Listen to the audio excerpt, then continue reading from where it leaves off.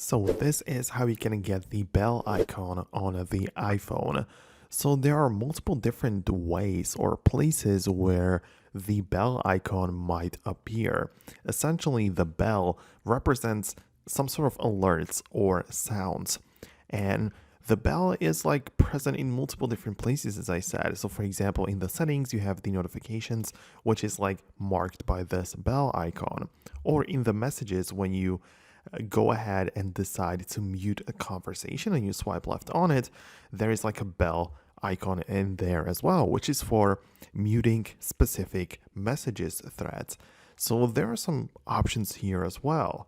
Also, when you go to the focus mode, you can decide which are the people that get muted, especially in things like do not disturb mode or work focus and stuff like this. And when you go ahead and set this kind of thing up, you can find that there is the silence notifications from indicated by a strike through bell icon. So that's another thing to pay attention to.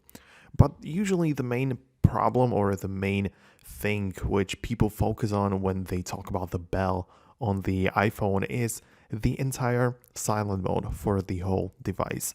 So if you have a device like an iPhone 15, 14, whatever, without the action button, you have the mute switch on the left side of the device, and when you enable it or disable it, you can see a little visual indication of the bell indicating whether you are in the silent mode or not.